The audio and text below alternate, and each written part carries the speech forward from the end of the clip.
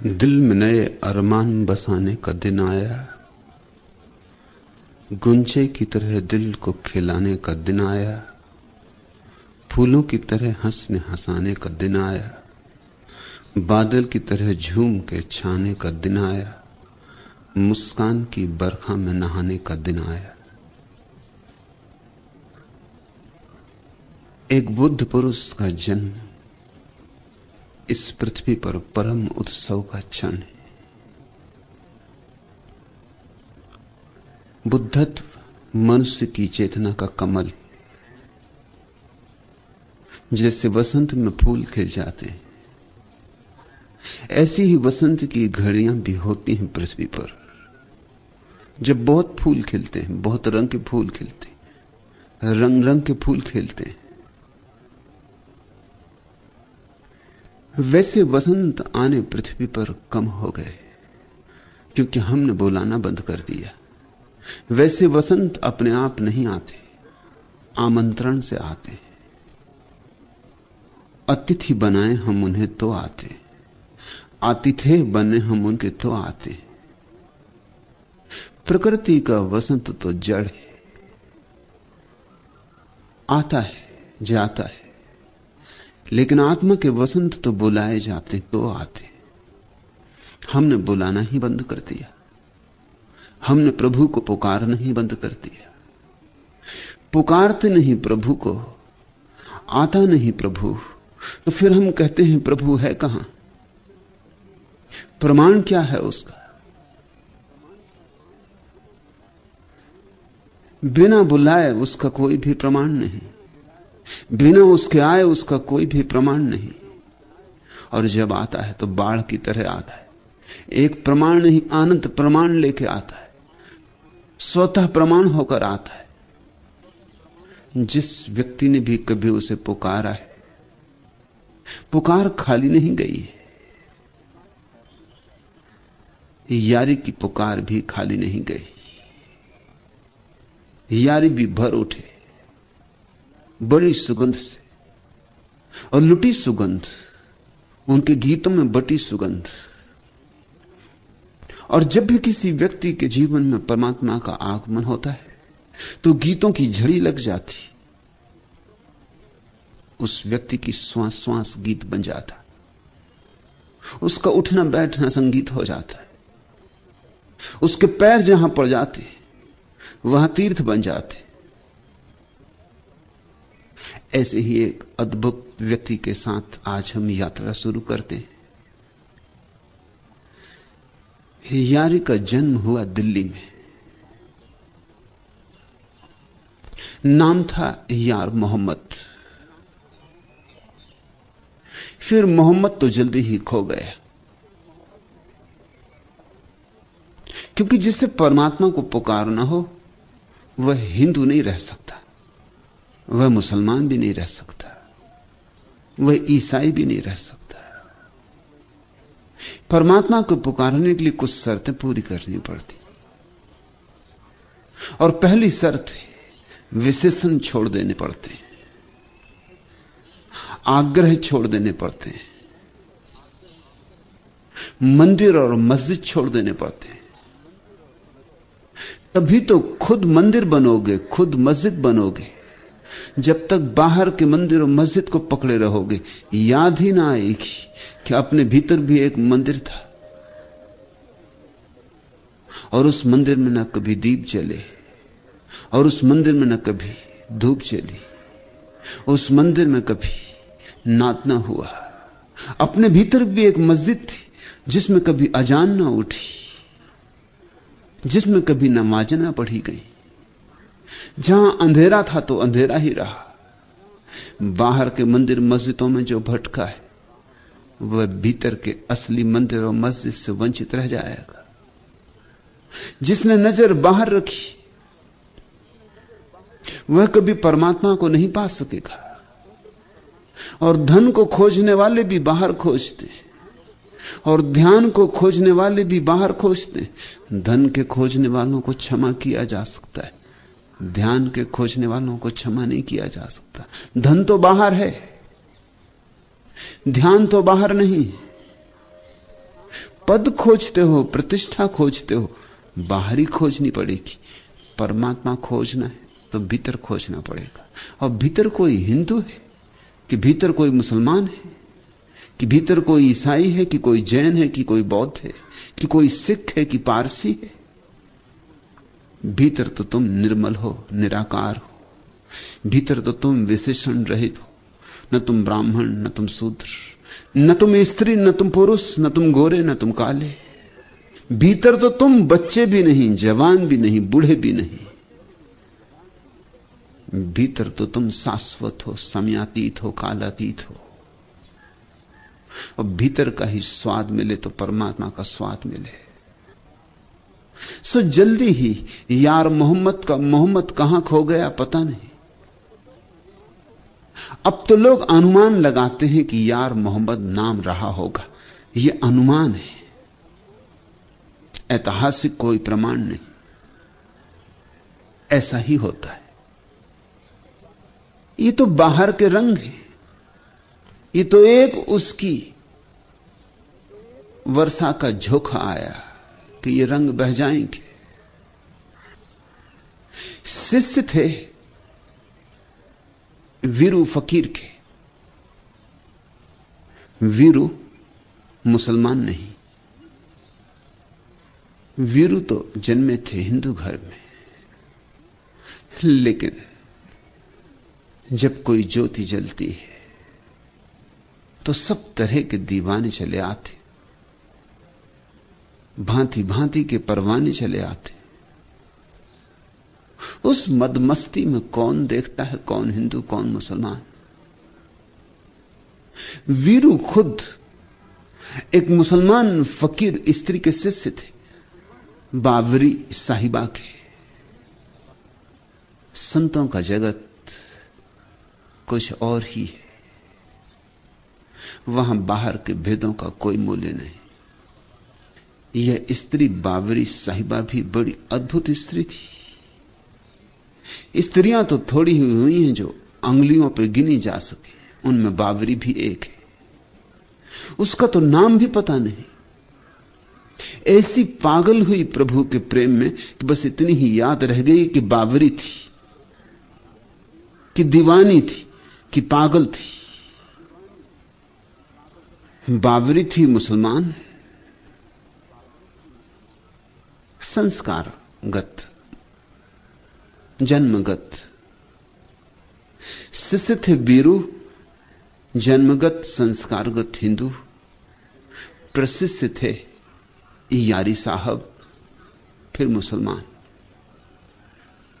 ऐसे यारी में दो धाराओं का मिलन हुआ।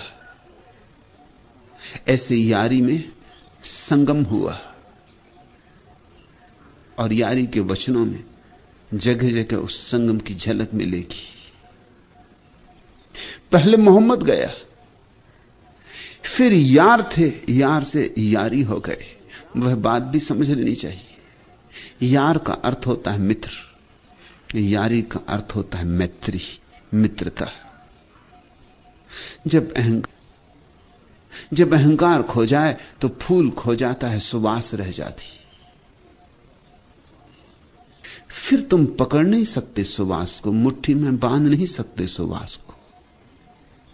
न उसका कोई रूप है न रंग है। ऐसी ही मैत्री है। बुद्ध ने तो कहा है कि बुद्ध पुरुष कल्याण मित्र होते। यारी एक कल्याण मित्र। मगर एक और अनूठी बात कि यारी से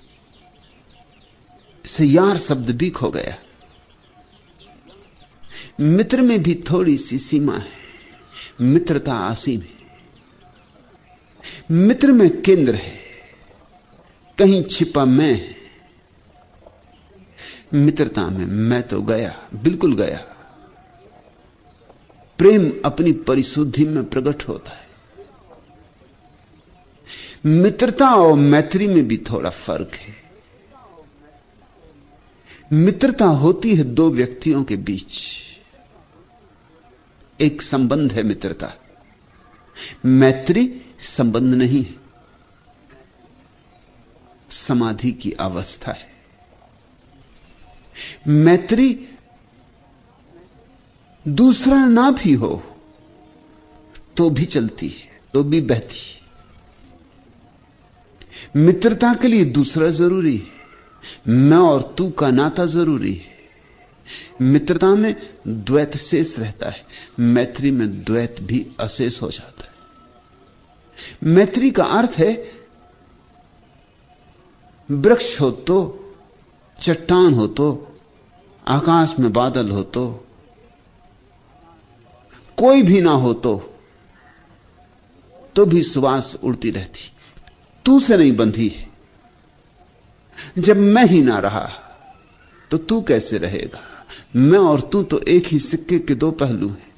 इधर गया मैं, उधर गया तू। तब एक सहज प्रेम का प्रवाह रह जाता है, निरुद्देश, किसी पते पर निवेदित नहीं। प्रेम की पाती तो लिखी जाती लेकिन किसी पते पर नहीं। और जब तुम बिना किसी पते के प्रेम की पाती लिखते हो तो परमात्मा तक पहुंचती। मैत्री मित्रता की पराकाष्ठा है। छूट गए सीमाओं के बंधन, गिर गई जंजीरें, मैत्री ने पंख फैला दिए, उड़ गई आकाश में। प्रेम का चरम रूप है, इसलिए नाम प्यारा है। यार मोहम्मद से रह गए यार, फिर यार भी खो गया, बची यारी। और इसलिए मैं कहता हूं, दिल में नए अरमान बसाने का दिन आया, गुंजे की तरह दिल को खिलाने का दिन आया, फूलों की तरह हंस तरह झुके छाने का दिन आया, मुस्कान की बरखा में नहाने का दिन आया। गिरने देना यारी के वचनों को जैसे वर्षा की बूंदा बांदी हो। गिरने देना उनके मेघ को तुम्हारे ऊपर। नहा लेना, यही वस्तुतः गंगा का स्नान है। संतों की वाणी बरस जाए तुम पर तो देह ही नहीं शुद्ध हो जाती, प्राणों के प्राणों तक भी शुद्धि पहुंच जाती। तन ही नहीं नहा लेता, मन ही नहीं नहा लेता, तन और मन के पीछे छिपा हुआ साक्षी भी सारी धूल झाड़ के उठ बैठता है। नींद टूट जाती है और तुम्हारे भीतर जो कली न मालूम कितने दिन से बेखिली पड़ी थी, खिल उठती। खिले हुए फूलों के संग साथ का यही तो अर्थ है। खिले हुए फूलों के संग साथ का यही तो प्रयोजन, कि तुम्हें भी याद आ जाए कि तुम भी खिलने को आए थे यहां, और बिना खिले मत लौट जाना। तुम्हें भी याद आ जाए कि खिलना तुम्हारी भी क्षमता है, तुम्हारा भी स्वभाव है। ऐसे करना यारी का सत्संग। सूत्र, विरहनी मंदिर दीना बार। हम सब विरह में हैं, हमें पता हो या ना पता हो। बीमार तो बीमार है, बीमार को पता हो या ना पता हो। बीमारी महीनों चलती और जब तक कोई चिकित्सक ना मिल जाए ठीक ठीक निदान भी नहीं हो पाता कि बीमारी क्या है। नहीं मिला था चिकित्सक तो भी बीमारी तो चलती थी। रूस में एक बड़े वैज्ञानिक किरलियान ने एक नए किस्म की फोटोग्राफी का आविष्कार किया है, जिसमें बीमारी के आने के 6 महीने पहले बीमारी का पता चल जाता है। बीमार होने के 6 महीने पहले। अभी बीमार को भी 6 महीने बाद पता चलेगा, और बीमार को भी पता चलते चलते जब महीने 2 महीने बीत जाएंगे तब वो चिकित्सक के पास जाएगा लेकिन क्रिलियन फोटो से 6 महीने पहले पता चल जाता है कि किस तरह की बीमारी, किस भांति की बीमारी पकड़ने वाली। कहीं बीमारी ने पकड़ ही लिया है किसी गहरे तल पर। उस गहरे तल से आते आते तुम्हारे चेतन तक, अचेतन से चेतन की यात्रा करते करते समय लगेगा। फिर कुछ दिन तो तुम टालोगे, कुछ दिन तो तुम मन समझा लोगे कि यूं ही होगा, कि सर्दी जुकाम है, कि सिर दर्द है, कि थकान है, कि काम ज्यादा है, कि कल रात ठीक से सो नहीं पाए। टालते रहोगे कुछ बहाने खोजकर। और कुछ बीमारियां तो ऐसी हैं कि आदमी जिंदगी भर टाल सकता है, और कुछ बीमारियां तो इतनी सूक्ष्म हैं कि टालने की जरूरत ही नहीं पड़ती, पता ही नहीं चलता है। उतनी सूक्ष्म बुद्धि ही कम लोगों के पास है, उतनी प्रकीर्ण संवेदनशीलता ही बहुत कम लोगों के पास है। फिर शरीर की बीमारियों की बात हुई, ये तो मन की बीमारियां और भी गहरी हैं। मनोवैज्ञानिक तो कहते हैं कि 4 में से 3 लोग मानसिक रूप से बीमार हैं। 4 में से 3 तो बड़ी संख्या हो गई। और मनोवैज्ञानिक ये भी कहते हैं कि चौथा स्वस्थ है। ये भी हम गारंटी से नहीं कह सकते। 3 तो निश्चित बीमार है, चौथा संदिग्ध है। ये तो खूब बात हुई। इसका तो अर्थ हुआ कि सारी मनुष्यता बीमार है, और ये तो मन की बीमारी की बात है। फिर उसके गहरे आत्मा की बीमारी है। जब मन में 4 में से 3 बीमार है और चौथा संदिग्ध है, तो आत्मा के संबंध में तो निश्चिंत मानो कि चारों बीमार हैं और चारों की बीमारी सुनिश्चित है। उस बीमारी का नाम विरह। विरह का अर्थ होता है हमें अपनी जड़ें भूल गई, हमारा परमात्मा से संबंध टूट गया है, हम जिसमें हैं उसका ही हमें पता भूल गया है। जो हमारी श्वासों की श्वास है, जो हमारे प्राणों का प्राण है, उससे हमारे सेतु छिन्न भिन्न हो गए। जो हमारा आनंद बनेगा उसकी ही तरफ हमने पीठ कर ली, और जो हमें शाश्वत जीवन का द्वार खोलेगा, हम उस द्वार से विपरीत भागे जा रहे हैं।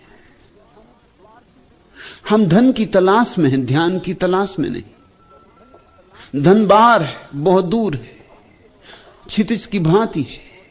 भागते रहो, कभी मिलता नहीं। और ध्यान भीतर है, भागो तो नहीं मिलता, रुक जाओ तो मिल जाता है, ठहर जाओ तो मिल जाता है। और हम सब भाग रहे हैं, और हर भाग दौड़ हमें अपने से ही दूर लिए जा रही, अपने ही स्रोत से दूर लिए जा रही। जैसे कोई वृक्ष भागने लगे, बस फिर दुर्दिन आए, क्योंकि जड़ें उखड़ जाएंगी। और जहां प्राणों के स्रोत थे, जहां जल स्रोत थे, जिस भूमि से भोजन मिलता था, उससे नाते छिन्न भिन्न हो जाएंगे। जैसे कोई वृक्ष आवारा हो जाए, गुमक्कड़ हो जाए, खानाबदोश हो जाए, तो क्या खाक जिएगा? जल्दी ही हरियाली खो जाएगी, जल्दी ही वृक्ष झड़ जाएंगे। कलियां फूल तो ना बनेंगी, कलियों की ही तरह ही झड़ जाएंगी और धूल में मिल जाएंगी। फूल फिर कभी ना खिलेंगे। वसंत तो आता रहेगा, जाता रहेगा, मगर इस वृक्ष के जीवन में फिर कोई वसंत से संबंध ना होगा। और वर्षा भी आएगी और बादल भी घिरेंगे और मेघ भी बरसेंगे, लेकिन इस वृक्ष पर अब हरी पत्तियां ना फूटेंगी, अब नए कलगे ना निकलेंगे। ये वृक्ष तो रूखा सूखा मुर्दा, अस्थिपंजर मात्र, सब तरफ से उद्विग्न, विक्षिप्त, भटकता रहेगा। ऐसे हम हो गए, ऐसा मनुष्य हो गया है। विरह का अर्थ है जिसके साथ हमारे जीवन का सारा सार है, उससे ही हम टूट गए। जो हमारे प्राणों का प्राण, जो हमारा प्यारा है, उससे ही हम विमुख हो गए। सन्मुख हो जाओ, उसकी तरफ आंखें उठाओ, उससे गले लग जाओ, उसमें डूबो, और उसमें डूबकर ही तुम पाओगे कि तुमने अपने को बचा लिया। और अपने को जो बचाएंगे वो अंततः पाएंगे कि बुरी तरह डूबे, बुरी तरह टूटे, बुरी तरह मिटे, बचे तो नहीं, सब गमा बैठे। ऐसे लोग जो परमात्मा के विपरीत जीते हैं, खाली हाथ ही आते और खाली हाथ ही जाते, और भी ज्यादा खाली हाथ जाते। वे लोग जो परमात्मा में जीते हैं, वे भरे भरे जीते हैं। उनकी जिंदगी में एक परितोष होगा, एक अपूर्व आनंद होगा, एक उत्सव होगा। उनसे गीत फूटेंगे, उनसे नृत्य उमगेंगे, उनके पैरों में घुंघर बंधेगी। पद घुंघरू बांध मीरा नाची रे। वे थोड़े से मत वाले लोग ही जीवन के रहस्य को पहचान पाते और जीवन के रस को पी पाते। और जीवन का रस अमृत है, जिसने पी लिया उसकी फिर कोई मृत्यु नहीं, और जो बिना पिए रह गया उसका कोई जीवन नहीं। झूठा ही जीता है वह, ऐसे ही ऊपर ऊपर जीता है वह। उसका जीवन नपुंसक है, उसमें कोई ऊर्जा नहीं। विरहनी मंदिर दीनाबार, ये तुमसे कहा है, ये सबसे कहा है, उन सबसे कहा है जो परमात्मा के विपरीत जी रहे और विरह में तड़फ रहे। समझ में भी नहीं आता कि विरह किस बात का है। ऐसा लगता तो है, आभास तो होता है कि कुछ खोया खोया है, कुछ जो होना था नहीं हुआ है। ऐसी कुछ कुछ झलक तो मिलती है, लेकिन बड़ी धुंधली धुंधली, आभास मात्र, अनुमान सा लगता है, अंधेरे में देखा हो जैसे, ऐसा प्रतीत होता है। और उसी आभास के कारण हम और भी तेजी से दौड़ने लगते हैं कि जरूर कुछ खोया है और पाना है, मगर जो खोया है वो भीतर खोया है, और दौड़ते हम बाहर हैं। जितना दौड़ते हैं उतने ही दूर निकल जाते हैं उससे जिसे पाना है। इस दुनिया में जो बहुत सफल हो जाते हैं, ध्यान रखना, उनकी सफलता महंगी बात है, क्योंकि जितने वे सफल हो जाते हैं इस दुनिया में, धन पाने में, पद पाने में, प्रतिष्ठा पाने में, उतने ही असफल हो जाते हैं अपने अंतरलोक में। इधर धन के ढेर लग जाते, उधर भीतर दरिद्रता के ढेर लग जाते। इधर बाहर पद ऊंचे से ऊंचा होने लगता है, भीतर खाई गहरी से गहरी होने लगती। इधर बाहर प्रतिष्ठा मिलने लगती, सम्मान मिलने लगता है, भीतर दीनता कांटे की तरह चुभने लगती। विरहनी मंदिर दीनाबार, मंदिर से अर्थ है तुम्हारी देह से, क्योंकि इसी मंदिर में तो परमात्मा विराजमान है। कहां भागे जाते हो, किसे खोजने निकले हो? अनंत से तो खोज रहे हो, मिला नहीं। जरूर कोई बुनियादी चूक हो रही। जो भीतर हो उसे बाहर खोजोगे तो कैसे पाओगे? मंदिर हो तुम, और तुम्हारे तथाकथित पंडित पुरोहित तुम्हारी देह की निंदा में संलग्न है। सदियों से उनका एक ही काम है कि तुम्हारी देह की निंदा करें, कि तुम्हें देह का शत्रु बनाएं, कि तुम्हें बताएं कि देह के कारण ही तुम परमात्मा से टूटे हो। झूठी यह बात है, सरासर झूठी यह बात है, 100% झूठी यह बात है। तुम्हारी देह परमात्मा के विपरीत नहीं, तुम्हारी देह को तो परमात्मा ने अपना आवास बनाया है। तुम्हारी देह मंदिर है, पूजा का स्थल है, काबा है, काशी है। तुम्हारी देह को दबाना मत, सताना मत, तुम्हारी देह को तोड़ने में मत लग जाना। हालांकि यही तुम्हें सिखाया गया है, यही जहर तुम्हें पिलाया गया है। दूध के साथ, घुटी के साथ तुम्हें यह जहर पिलाया गया है कि देह पाप है। और जिसको यह समझ में आ गई बात, जिसके भीतर यह बात बहुत गहराई में बैठ गई, ये ना समझी कि देह पाप है, वह परमात्मा से कभी भी ना मिल सकेगा। क्योंकि देह से डरा डरा बाहर बाहर रहेगा, और देह के भीतर तो प्रवेश कैसे करेगा? पाप में कहीं प्रवेश किया जाता है? देह उसकी भेंट है, पाप नहीं। देह पुण्य है, पाप नहीं। देह पवित्र है, अपवित्र नहीं। देह का सम्मान करो, देह का सत्कार करो, और तभी तो तुम प्रवेश कर पाओगे। देह से मैत्री बनाओ, यारी साधो, और धीरे धीरे देह में भीतर सरको। योग तैयार करता है तुम्हारी देह को, ताकि तुम भीतर सरक सको। तुम्हारे देह के द्वार खोलता है, और ध्यान तुम्हें देह के भीतर बैठने की कला सिखाता है। और जिसने देह के द्वार खोल लिए योग से, और जिसने ध्यान से भीतर बैठने की कला सीख ली, पा लिया उसने परमात्मा को। सदा परमात्मा ऐसे ही पाया गया है। मंदिर दीनाबार, आत्मज्योति भीतर जलानी है। ये दिया तुम्हारी देह में जलना है। जलाना है कहना शायद ठीक नहीं, जल ही रहा है। पहचानना है, प्रतिभिज्ञा करनी है। रंग है जिसमें मगर बुए वफा कुछ भी नहीं।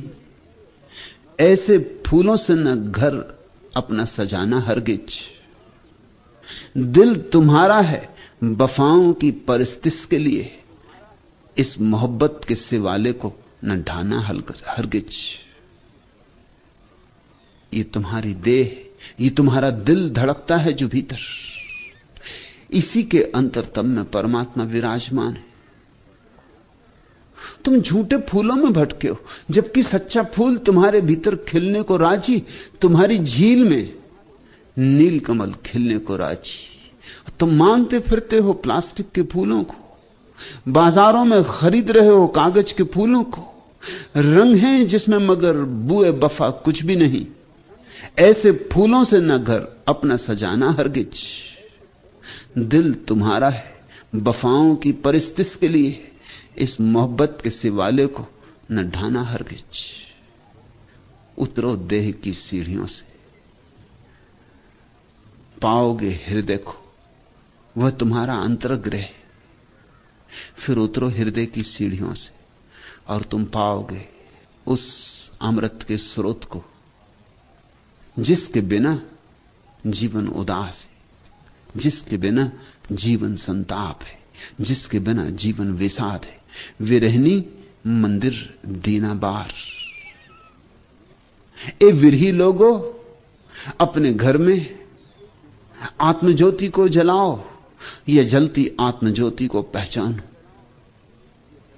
कब ठहरेगा दर्द ए दिल, कब रात बसर होगी। सुनते थे वह आएंगे, सुनते थे सहर होगी। कब जान लहू होगी, कब अश्क गुहर होगा। किस दिन तेरी सनवाई ए दीदाए तर होगी। कब महकेगी फसले गुल, कब बहकेगा महखाना। कब सुबह सुखन होगी, कब सामे नजर होगी। वाइज है न जाहिद है, ना से है न कातिल है। अब शहर में यारों की किस तरह बसर होगी। दुनिया बड़ी सूनी हो गई, दुनिया बड़ी सूनी। अब नहीं मिलते यारी जैसे लोग। दुनिया बड़ी उदास है, आदमियों की भीड़ बढ़ती गई है और आदमी खोता गया है। आदमियों की भीड़ बढ़ती गई है और आत्मा खोती गई है। अब नहीं मिलते वे प्यारे लोग, या बड़ी मुश्किल से मिलते हैं। कभी गांव गांव उनके दिए जलते थे, कभी बस्ती बस्ती उनकी रोशनी से रोशन थी। इस जमीन ने बड़े प्यारे फूल उगाए। क्यों ऐसा हो गया? अब प्यारे फूल क्यों नहीं उगते? झाड़ियां अब भी हैं, मगर गुलाब के फूलों के दर्शन नहीं होते। कहीं कोई बुनियादी चूक हमारे दृष्टिकोण में हो गई। हम ज्यादा से ज्यादा बहिर्मुखी हो गए और अब तो बहिर्मुखता की हद आ गई। अब तो इस हद के आगे गए तो मौत है, इस हद के आगे गए तो आदमी समाप्त है। अब तो लौट पड़ना होगा, अब तो फिर खोए खजाने खोजने होंगे। कब ठहरेगा दर्द ए दिल, कब रात बसर होगी। सुनते थे वह आएंगे, सुनते थे सहर होगी। सदियों सदियों तक लोगों ने परमात्मा की प्रतीक्षा में दिन और रातें बिताई थी। अब तो याद भी नहीं आती। अब तो परमात्मा हमारी जिंदगी का हिस्सा ही नहीं। अब तो हम परमात्मा शब्द का भी उपयोग करते हैं तो औपचारिक ढंग से करते हैं। अब उसमें अर्थ नहीं रह गया, क्योंकि अर्थ हम डालते ही नहीं, तो उसमें अर्थ आएगा कहां से? शब्दों में अर्थ नहीं होते, अर्थ तो जीवन से डालने होते। कब ठहरेगा दर्द दिल, कब रात बसर होगी, कब टूटेगी ये रात और दिल की ये बेचैनियां और दिल की ये दुख भरे क्षण कब समाप्त होंगे? सुनते थे वह आएंगे, सुनते थे सहर होगी। सुनते रहे हैं कि सुबह होगी, सुबह होगी, होती मालूम नहीं होती। अंधेरा सघन से सघन होता जाता है। कब जान लहू होगी, कब अश्क गुहर होगा, कब आएगा वो क्षण जब आंसू मोती बन जाते, सच आंसू मोती बन जाते। जो परमात्मा की राह पर रोता है उसके आंसू मोती बन जाते। आदमी की राह पर जो चलता है उसके तो मोती भी आंसुओं से बदतर है। यहां तो धन भी पालो तो निर्धनता ही हाथ लगती है। यहां तो मोती भी आज नहीं कल पता चलते हैं कि बस 2 कौड़ी के थे। मगर एक और राह भी है, कब जान लहू होगी, कब अश्क गुहर होगा। किस दिन तेरी सनवाई ए दीदा ए तर होगी, और कब तेरे दर्शन होंगे। उसके दर्शन होते ही तुम्हारी साधारण आंखें असाधारण दृष्टियों में बदल जाती, तुम्हारी साधारण देह दीप्त हो उठती, तुम्हारी देह फिर मिट्टी की नहीं रह जाती, आकाश की हो जाती। फिर जमीन की कशिश तुम्हें नीचे नहीं खींच पाती, फिर आकाश का प्रसाद तुम्हें ऊपर उठा लेता है।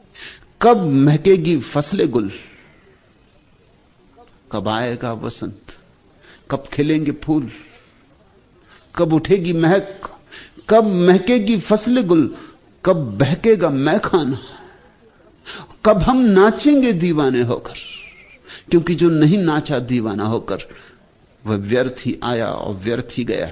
जब तक पृथ्वी मैखाना ना हो जाए, जब तक तुम्हारा जीवन मस्ती की एक लहर ना हो जाए, जब तक तुम्हारी श्वास श्वास में परमात्मा की शराब की सुगंध ना आने लगे, तब तक जानना कि व्यर्थ ही जिए हो। तब तक जानना कि अभी यात्रा ने ठीक मोड़ नहीं लिया।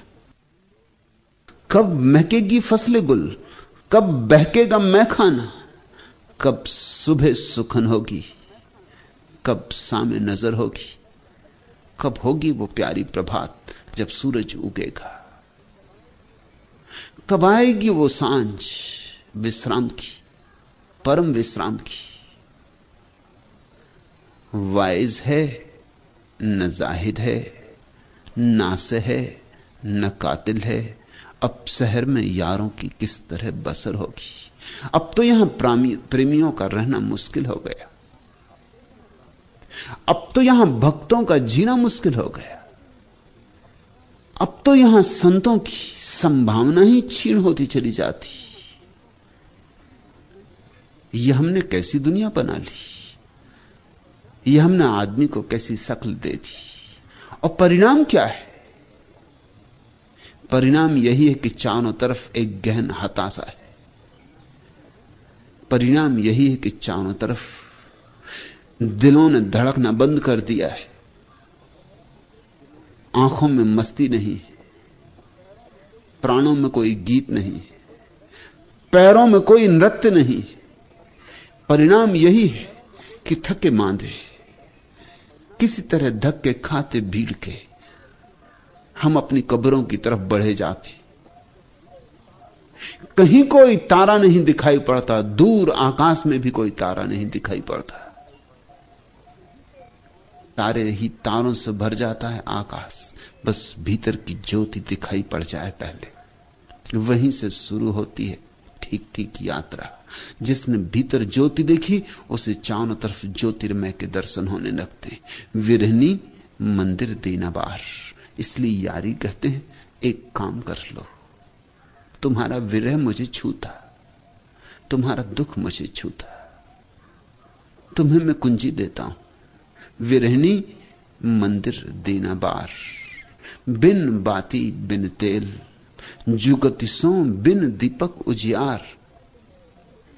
मैं तुम्हें एक ऐसी युक्ति देता हूं, एक ऐसा चमत्कार तुम्हारे भीतर घट सकता है, क्योंकि मेरे भीतर घटा है। जो एक के भीतर घटा है सबके भीतर घट सकता है। बिन बाती बिन तेल, वहां भीतर एक ज्योति जलती है, उसमें तेल नहीं डालना पड़ता, उसमें बाती नहीं लगानी पड़ती। वहां कोई दीपक भी है यह कहना ठीक नहीं, मगर उजियारा बहुत है, रोशनी बहुत है। जिन दियों में तेल भरना पड़ता है वे तो बुझ जाएंगे, आज नहीं कल बुझ जाएंगे, तेल चुकेगा और बुझ जाएंगे।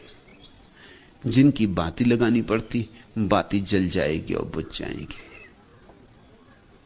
जिन्हें दियों की जरूरत पड़ती, मिट्टी के दिए हैं, कभी भी टूट जाएंगे। एक ऐसी ज्योति खोजनी है, और वह ज्योति हमारा स्वरूप सिद्ध अधिकार है। हम ही हैं वह ज्योति। न जहां तेल है, न बाती है, न दिया है, और उजियारा बहुत। मगर तुमने तो भीतर आंख फेरनी ही बंद कर दी। तुम्हारी आंखें तो बाहर ऐसी अटक गई कि भूल ही गई कि भीतर भी एक लोक है। दौड़े चले जाते हो, बाहर की चीजों में बहुत चमक मालूम पड़ती, बहुत चौंधियाए हुए हो। बिन बाती बिन तेल, जुगतिसों बिन दीपक उजियार। यह अपूर्व घटना घटती है साधक को, और जिस दिन यह घटती है उस दिन ही परमात्मा का रहस्य पहली दफा अनुभव में आता है। रहस्यों का रहस्य कि हमारे भीतर एक शाश्वत उजियाला है, जो जन्म के पहले भी था और मृत्यु के बाद भी रहेगा। और ऐसा उजियाला जिसका कोई कारण नहीं, जो अकारण है। चूंकि अकारण है इसलिए बुझाया नहीं जा सकता, चूंकि अकारण है इसलिए मौत भी उसे मिटा ना सकेगी। मिट्टी का दिया होता तो मौत मिटा देती। तुम देह नहीं हो, और अगर तेल भरा होता तो कभी न कभी चूक ही जाता। कितना ही तेल हो, कभी न कभी चूक जाएगा। ये सूरज करोड़ों करोड़ों वर्षों से, अरबों वर्षों से रोशनी दे रहा है, मगर वैज्ञानिक कहते हैं ये भी चुक रहा है, इसका तेल भी चुका जा रहा है, इसका ईंधन भी चुका जा रहा है। घबरा मत जाना, जल्दी नहीं चुकने वाला है। कुछ वैज्ञानिक कहते हैं कम से कम 4000 साल और, मगर सूरज भी चुक जाएगा। सूरज कितना बड़ा दिया है, इस जमीन से 60,000 गुना बड़ा है। लेकिन उसकी रोशनी भी रोज रोज झरती जाती, रोज रोज कम होती जाती। कितने ही बड़े खजाने हों, एक ना एक दिन चुक ही जाएंगे, देर अबेर। सिर्फ एक खजाना नहीं चुकता है, वह परमात्मा का है। सिर्फ एक ज्योति नहीं बुझती है, वह परमात्मा की। और जागो, तुम उस ज्योति के धनी हो, तुम उस ज्योति के मालिक हो। तुम्हें बहुमूल्य से बहुमूल्य भेंट दी गई, और अभागे हो कि तुम कि उस भेंट को न तुम देखते हो, न उस भेंट का सम्मान करते हो, न उस भेंट के लिए तुमने परमात्मा को कोई धन्यवाद दिया है।